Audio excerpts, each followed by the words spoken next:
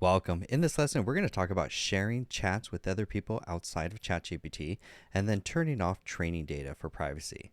Let's begin. You have the ability to share a chat conversation with other people outside of ChatGPT, but they do need a ChatGPT account if they want to continue using that conversation that you shared with them.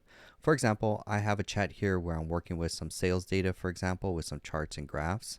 So if I want to share this with another team member, I could click on the three little dots next to this conversation, click share, and then I could go ahead and click this button to create a link.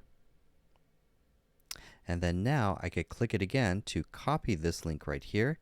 And if I open incognito mode and share this link with another person, now they could view this chat conversation, but if there's any images in this file, it will not render the images or charts, for example.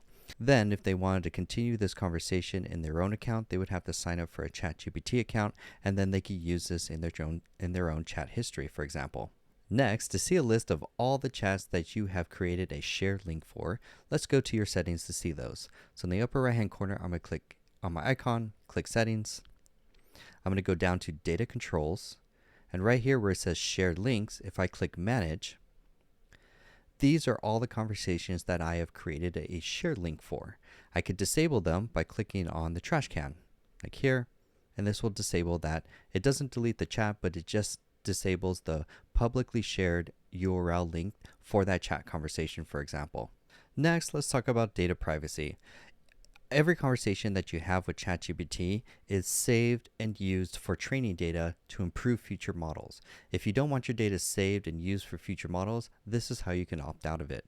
In the upper right hand corner, click on the icon, and then click on settings, and then go down to data controls, and the option here, improve the model for everyone. It's default on, so go ahead and click on that. Here they're saying, hey, this allows your content to be used to train our models, which makes ChatGPT better for you and everyone who uses it.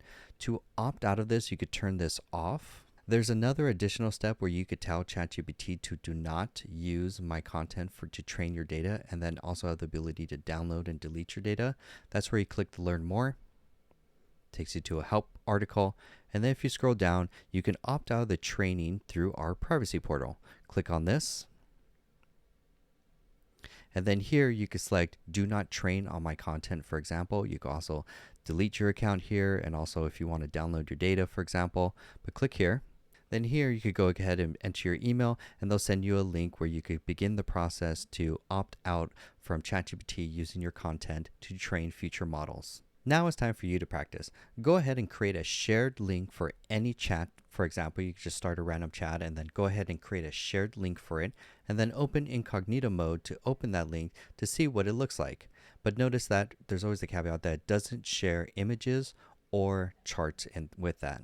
After you've viewed that link in an incognito window so that you can see how it looks like for other users, now just remember that that person will need a ChatGPT account for them to engage or continue using that chat conversation if they want to interact with it. Then you can work on the second part to delete that shared link from the settings. And then lastly, go ahead and, if optional, if you want, you can opt out of the training data. Go ahead and try that, and I will see you in the next lesson. Thank you.